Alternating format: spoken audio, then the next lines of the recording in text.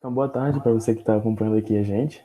Eu sou o Yuri, né? Eu tenho 19 anos, eu faço história, então eu vou estar tentando ajudar vocês aqui nesse processo de estudos, né, para o Enem, para esse vestibular tão concorrido tão importante na vida da gente, que eu fiz também tem pouco tempo. Para essa primeira aula, né, que eu vou estar com vocês, a gente tem outros professores também, pessoas excepcionais que vão caminhar junto com a gente nesse processo. A gente vai falar um pouco sobre Roma, né? Quando a gente fala de Roma, a primeira coisa que a gente pensa seria, obviamente, na capital da Itália, né? A gente pensa na cidade que ela é hoje. Mas, na verdade, quando eu estou falando de Roma aqui, nesse contexto, né, a gente está falando da história antiga, né, a história que vem antes lá da Idade Média ainda, com as primeiras populações, as primeiras organizações de sociedade. Então, a gente está falando da cidade de Roma antiga, né? A gente sempre tem essa ideia de separação entre o que ela é hoje e o que ela já foi.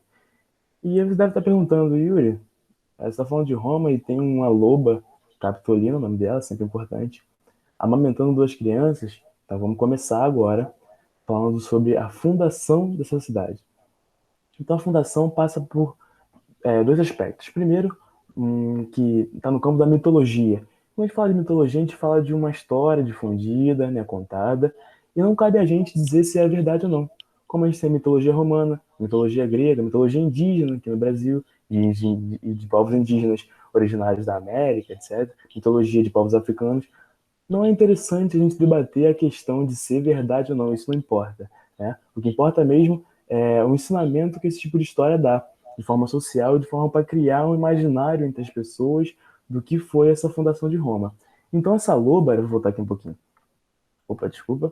A loba capitolina faz parte desse mito de fundação de Roma, onde essas duas crianças foram abandonadas pela mãe no rio Tibre, um rio lá na Península Itálica, e eles conseguiram se salvar da correnteza e quando chegaram às margens do rio, eles foram encontrados por essa loba que criou, né, essas crianças. Essas crianças cresceram e eram chamadas de Rômulo e Remo, né, eram os irmãos, e elas conseguiram conquistar o trono, né, dessa cidade, desse vilarejo, e, e dessa forma eles conseguiram, por meio de um embate, né, teve uma disputa, na verdade, entre os dois, para quem seria o verdadeiro rei, né, o verdadeiro governador, digamos assim.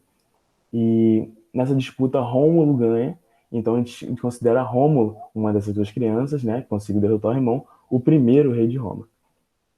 Falando nisso, a gente tem outra vertente, digamos, que vai explicar a fundação, que aí é a vertente realmente científica, né? Quando a gente fala de historiografia, essa palavrinha, a gente está falando da história enquanto ciência, realmente, com método, com estudos baseados realmente em esquemas, em esquematizações acadêmicas, etc. Então a gente está falando dessa vertente que vai dizer que a fundação da cidade foi feita por, digamos, uma junção de povos, né? Esses povos vinham ali da Península Itálica. A Península Itálica é o que hoje a gente vê aquela botinha, né? Aquela bota que vai para o Mediterrâneo ali na Europa, que hoje é a Itália, antes era a Península Itálica. Então tinha os povos italiotas, principalmente dentre esses os latinos, que vão ser mais interessantes para a gente, os etruscos e os gregos. Quando a gente fala de Roma, né, nos nossos estudos, a gente vai separar em três grandes momentos que tem totalmente referência ao tipo de governo de Roma. Então a gente tem primeiro a Roma monárquica, governada pelo rei, né, como a gente viu exemplo de Rômulo, a Roma republicana e a Roma imperial, do Império Romano. É isso que eu acho que é que todo mundo tem uma ideia mais concreta quando se fala de Roma. A gente sempre lembra do Império Romano, dos imperadores, Adriano. Então vamos lá.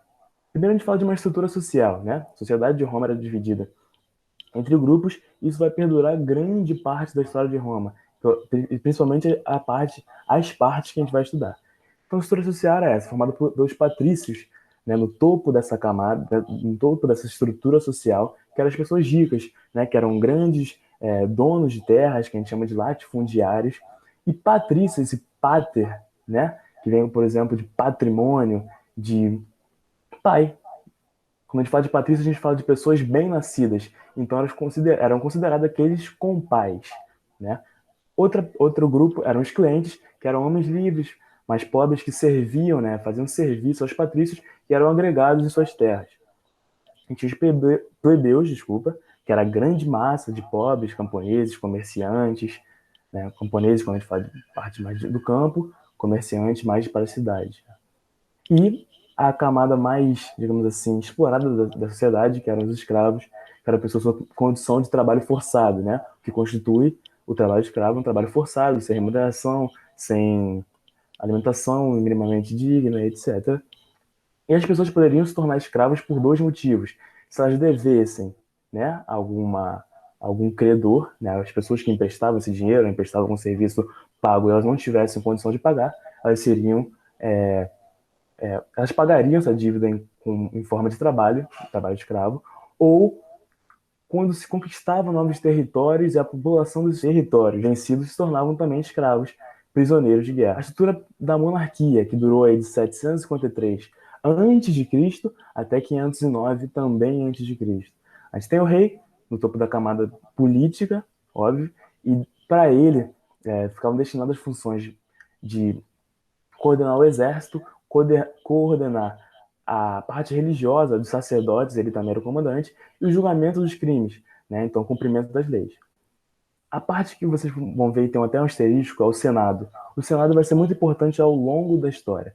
Nessa época ele era subordinado, de certa forma, ao rei, e era formado pelas pessoas velhas. Senado vem de sênior, senex significa velhos. Então o Senado era o conselho de anciãos, que era composto, obviamente, pela elite, né, pelos ricos, pelos patrícios.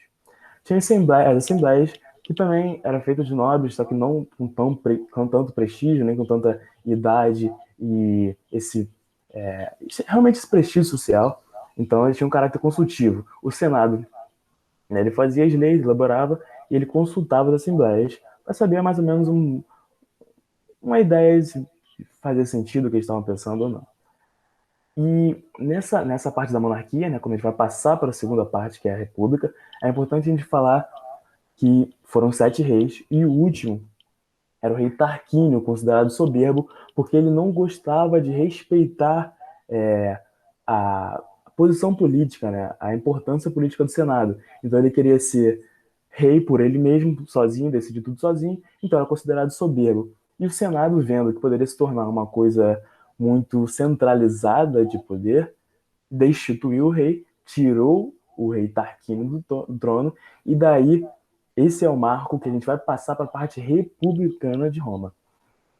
Então a República vai ter o Senado como centro das decisões políticas, né, aí na criação de leis, tanto que tem a população romana, né, ela se considerava com essa sigla que a gente vai ver, SPQR, significava em latim Senatus Populusque Romano, mais superior, e o povo romano sendo basicamente subordinado. A gente tinha também as assembleias, né, que agora faziam parte das votações das leis criadas pelo Senado, e uma camada nova que vai surgir na República, que são as magistraturas.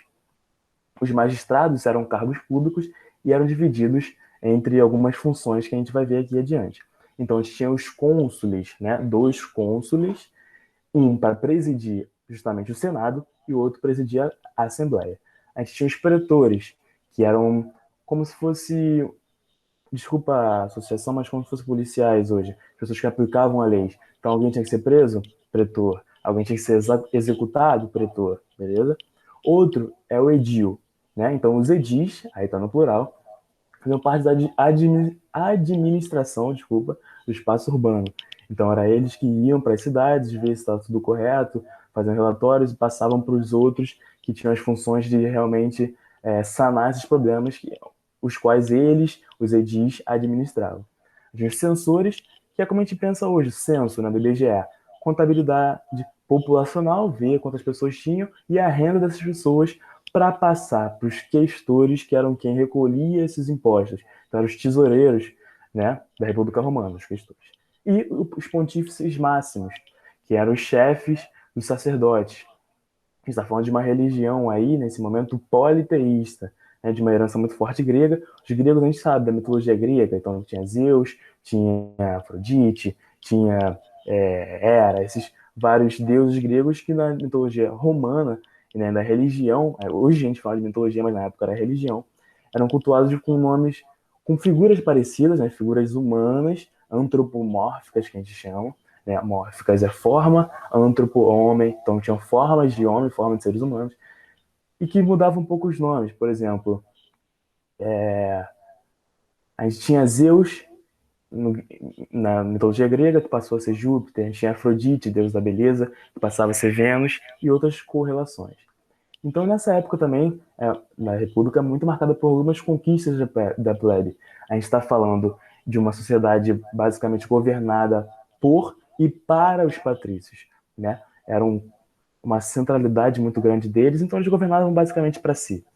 E nessa época a gente teve várias indignações da plebe, porque era a camada mais robusta, a camada mais numerosa da população, e eles não se viam representados como deveria ser. E aí a gente tem uma época de conquista da plebe que vai ser, primeiro, um cargo dentro da magistratura, que vai ser o tribuno da plebe, que vai ser marcado por um cargo de representação dos plebeus nessas instâncias políticas. Então é quem levava a palavra aos plebeus, quem representava os plebeus. E outra coisa muito interessante, que a gente que cai bastante, né, em vestibulares, em qualquer conversa em relação a Roma, é a Lei das 12 Tábuas, que é um marco jurídico muito forte no direito romano, que significa o registro escrito das leis. Porque antes eles decidiam basicamente pela forma que eles queriam, né, os patrícios, os senadores. E com esse registro em tábuas, né, que na época era tábuas, não tinha papel, assim, tinha os papiros, mas em tábuas que ficavam públicas. Então todo mundo tinha acesso a saber minimamente o que era direito, o que era dever, né, nesse conjunto de leis da população romana. Então, outro ponto importantíssimo que vai marcar a República Romana. Vocês estão vendo que por mais que o Império seja mais evidente, mais como é que eu posso dizer, mais interessante quando a gente pensa na história romana, grande parte do que a gente vai ver vai estar centralizado realmente na República, nesse período de República. Então a gente vai ter a época do expansionismo, né? Então Roma nasceu como um vilarejo ali na Península Ibérica, ou, desculpa, na Península Itálica, e ela vai se expandir de forma, primeiro, interna, dentro realmente da Península Itálica, e posteriormente de forma externa. O que seria externa? A gente sabe que ali a Península Itálica, como falei um pouco antes, é a botinha, né? A botinha está ali dentro do mar Mediterrâneo, então ela é influenciada e influencia. Quando a gente fala de história antiga, que é o, digamos, o recorte macro, onde a história de Roma vai se encaixar, o período histórico, a gente fala de interações que tem por via muito forte o mar Mediterrâneo. Então, você conquistar as rotas comerciais entre essas cidades pelo Mediterrâneo era um ponto muito forte para a sua economia e para a sua expansão enquanto cidade, enquanto vila, né? Enquanto cidade nesse caso. Então, a República Romana vai entrar em guerras chamadas Guerras Púnicas, que era aí, como vocês estão vendo, guerras entre Roma e Cartago. Cartago, né, formada pela população cartaginesa do norte da África, eles detinham esse monopólio do comércio mediterrâneo até então, que foi conquistado posteriormente pela cidade de Roma. E aí você começa a ver a expansão de Roma pela Península Itálica. Nesse contexto de expansão, a expansão gerava, como a gente viu, né? Quando você conquista novos povos, você conquista novas terras, novos escravos, você expande sua economia também. Então, quando você teve generais liderando exércitos por essas conquistas, eles acabam ganhando um poder político muito interessante. E esse poder político vai fazer com que eles reivindiquem realmente essa, digamos, representatividade, né, de suas vontades perante a população romana. Então isso vai gerar disputas de poder entre esses grandes generais. Nesse contexto, né, das guerras de expansão, das guerras de conquista de território, esses três coisas aqui que a gente citou, né? Esse enriquecimento de comerciantes junto com com esse empoderamento dos generais e essa conquista de escravos vai fazer com que haja uma superpopulação na cidade, né? Então vai haver revoltas de escravos, como está descrito, e descontentamento da plebe, porque ela se vê mais uma vez num cenário onde Roma se enriquece, ela não se vê representada nem se vê fazendo parte desse processo de enriquecimento. Então, durante todos esses conflitos entre guerra de generais, guerra de plebeus contra patrícios, revoltas de escravos, a gente vai ter uma aliança entre três grandes generais para tentar conter essa onda de problemas políticos, que a gente vai chamar como tá escrito bem aqui nesse slide, de triunviratos. Tri vem de três, né? Quando um time é campeão 3 vezes, ele é tricampeão, então tri vem de três, e significa o governo de três, né? Então é uma aliança entre três diferentes generais para tomar as rédeas políticas realmente de Roma. Então o primeiro triunvirato, a gente vai falar aqui de dois, é composto por Júlio César, Pompeu e Crasso. Eu botei um asterisco aí em Júlio César porque ele foi vencedor, né? Houve depois, mesmo sendo uma aliança entre esses três generais, houve disputas por poder e Júlio César sai vitorioso, mas se torna um ditador, né? Ele acaba passando por cima de decisões do Senado, acaba tentando centralizar o poder em torno de si. Isso vai fazer com que ele seja condenado à morte, né? Então, os membros do Senado iam e apunhalavam Júlio César até que ele fosse morto.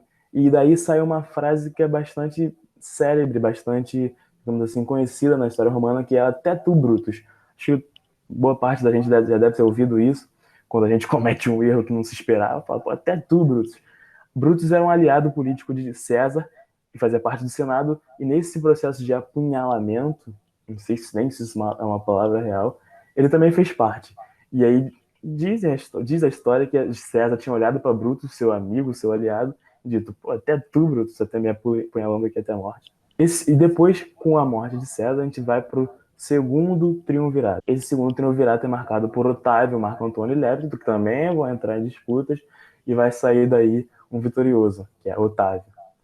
Otávio vai se declarar, então, depois de ter ganhado de seus companheiros, imperador de Roma, atribuindo a si o título de Augusto. Então você, meu amigo que se chama Augusto, ou você conhece alguém que se chama Augusto, Augusto significa divino. Então o imperador romano era elevado à condição de estar entre os deuses, né?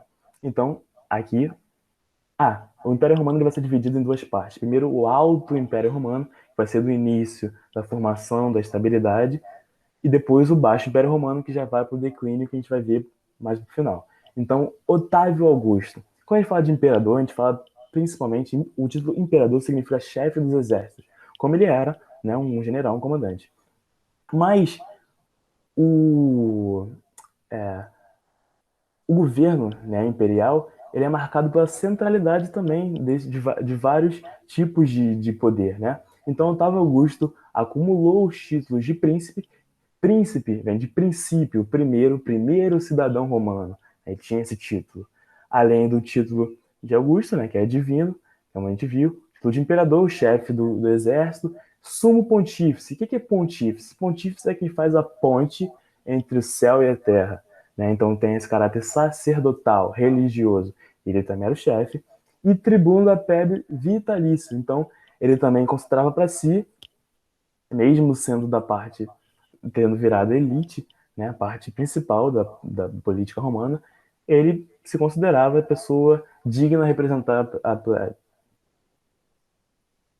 Existem dois pontos principais quando a gente fala de Império Romano, ainda mais nesse alto Império Romano, nesse início, que é a estabilidade, né, política, a estabilidade econômica, depois das guerras de expansão, isso já tendo passado, um assentamento, uma calma entre as condições de guerra, etc., que vão ser chamadas de paz romana ou pax romana, como aí vai estar escrito. Outra coisa interessante, para garantir também essa paz, é a política também muito famosa do pão e circo. A política do pão e circo, como bem diz o nome, é a distribuição de alimentos e entretenimento para a camada menos favorecida, a pele, né? Então os plebeus tinham direito à alimentação e a esse entretenimento nos anfiteatros, como a gente tem o Coliseu, aquelas disputas de gladiadores, disputa entre pessoas e leões, né? Esse tipo de entretenimento que era, que era bastante comum na cidade de Roma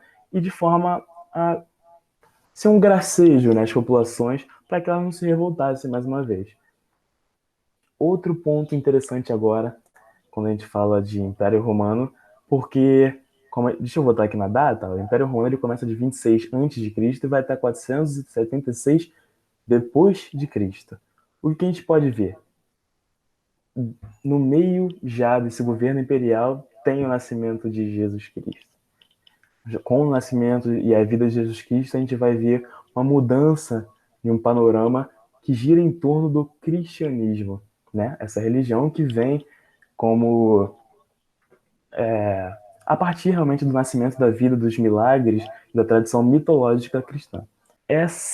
Diferentemente, né, da então religião politeísta, que fala dos deuses como a elite das elites, né, os intocáveis, o cristianismo era interessante para as camadas populares, porque Jesus, como a gente muita é quase de consenso, né, era uma pessoa pobre, sofrida, então as pessoas pobres, os plebeus principalmente, viam uma representação muito forte em Jesus e trazia uma coisa nova, que era a esperança da vida após a morte.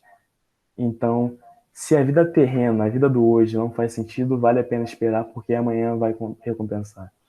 Então, a gente tem perseguições religiosas que vão desencadear na morte de muitos cristãos, só que com o crescimento da religião cristã, a gente vai ver também um fortalecimento da igreja cristã de forma política. Isso vai influenciar no governo imperial, porque, segundo o Édito de Milão, declarado pelo imperador Constantino em 313 depois de Cristo, ele passa a proibir a perseguição religiosa aos cristãos. E esse imperador vai se declarar, vai se batizar enquanto cristão, e vai ser uma tradição entre os imperadores depois, o cristianismo. Até que, segundo o Édito de Tessalônica, né, assinado pelo imperador Teodósio em 380 depois de Cristo, o cristianismo vai virar a religião oficial do império. Isso é uma mudança de paradigma muito grande, porque, como a gente viu antes, o Augusto, né, o imperador era divino, o imperador fazia parte dos deuses. Uma tradição politeísta. Poli vem de vários, né, e teísta de Deus. Então, eles cultuavam vários deuses, entre eles o próprio imperador. A religião cristã não. A religião cristã é monoteísta. Então, o imperador vai perder essa função de Deus. Não é mais visto como Deus. E isso vai implicar fortemente em sua consolidação enquanto figura de governo indubitável, né? Onde você não poderia duvidar de sua característica divina. E aí já entra na parte do declínio do império, né? Como a gente viu, a Pax Romana foi uma zona de conforto. Aí é um desencadeamento. Então vamos acompanhar bastante a atenção, porque uma coisa está muito relacionada à outra entre esses tópicos aqui nesse slide. Então a Pax Romana, esse conforto, vai fazer com que o expansionismo de Roma, né, essa conquista de novos territórios, cesse. Com a conquista de novos territórios, ou melhor, com a cessão, né, dessa conquista de novos territórios, você culmina no fim do abastecimento de mão escrava. Você culmina numa crise econômica, porque a economia era baseada na mão de obra escrava, no trabalho dos escravos. Você culmina também uma desorganização do exército por falta de renda para manter. Imagina, todo o território imperial, com aquela dimensão entre todo o litoral do Mar Mediterrâneo, para você manter nas mais partes vértices, nas mais partes extremidades desse império, um exército forte, você despendia de uma necessidade de dinheiro grande que não se tinha mais para essa crise econômica. Então você se torna frágil a invasões de povos de culturas diferentes, tentando muitas vezes retomar territórios perdidos no expansionismo, entende? Então o expansionismo que lá foi interessante para a Pax Romana acabou virando um tiro no pé no final, né, nesse declínio do Império. E aí a gente vai ter uma divisão do Império Romano no final, uma tentativa de garantir, né, duas frentes mais organizadas. Então uma vai ser na parte ocidental, né, no hemisfério no leste, na verdade, né, pensando no hemisfério meridiano aqui de Greenwich, na parte leste, na parte ocidental, seria a capital centralizada em Roma, na parte oriental, a capital centralizada em Constantinopla. Sendo que a parte ocidental, que era a parte, digamos assim, mais antiga, a parte original de Roma, ela vai ser invadida por povos germânicos, considerado bárbaro. Então, você que se chama bárbaro, conhece, desculpa, mas você não tem a mesma sorte de Augusto. Bárbaros são os povos estranhos aos romanos, os diferentes, os selvagens, né? Então, esses povos germânicos vão invadir a cidade de Roma e declarar, assim, o fim do Império Romano Ocidental. em 476 depois de Cristo. O Império Romano Oriental vai continuar até a Idade Média e vai se tornar um Império Bizantino, etc., mas não está aqui dentro do nosso campo de estudo. E para a gente fixar bem, queria fazer uma questãozinha do Enem de 2012, que é a seguinte: a gente tem essa imagenzinha, né, que faz parte da questão, e vai mostrar vários animais diferentes. É isso que a gente tem que prestar atenção. O Enem é tudo muito detalhe, no detalhe, então vamos ficar atento. Essa imagem mostra aqui, a gente pode ver diferentes animais: elefante, leão, touro. E a gente começa a pensar que são animais provenientes de territórios diferentes, etc. Guarda isso. Vamos lá. A figura apresentada é de um mosaico produzido por volta do ano 300 depois de Cristo, encontrado na cidade de Lod, atual estado de Israel. Nela, encontram-se elementos que representam uma característica política dos romanos no período indicado em cruzadismo, letra A, cruzadismo, conquista da Terra Santa. A gente não viu isso, o cruzadismo está mais para frente, na Idade Média, em outra situação, outro período histórico.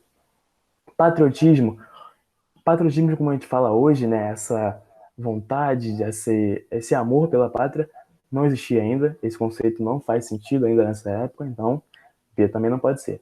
C, helenismo, apropriação da estética grega. Os romanos realmente foram influenciados pelos gregos, a gente viu na questão da questão religiosa, etc., mas não faz sentido, né? Não tem nada a ver com a imagem, etc. Imperialismo, selvageria dos povos dominados. Imperialismo é essa é, pulsão em conquistar, em tornar sua cultura como um espelho para as outras culturas. A gente não viu isso ainda, né? E não faz sentido a selvageria dos povos dominados com o imperialismo, com a política de imperialismo, não é a questão. Então, sobrou a E, que vamos ver, só para conferir, expansionismo. Olha, a gente estudou isso com o nome de slide. Diversidade dos territórios conquistados, diversidade de animais, diversidade digamos, na característica até mesmo natural desses lugares que vai proporcionar a, a vida desses animais. Então, essas diferentes espécies de animais vão representar os diferentes povos e diversidade de territórios realmente conquistados pelo expansionismo do Império Romano. Então, a gente termina aqui a parte de Roma. Espero acompanhar com vocês outras questões e bons estudos e para que no final do ano, ou seja lá quando for o Enem realmente feito, a gente consiga sair muito bem e conquistar a nossa querida vaguinha que a gente espera.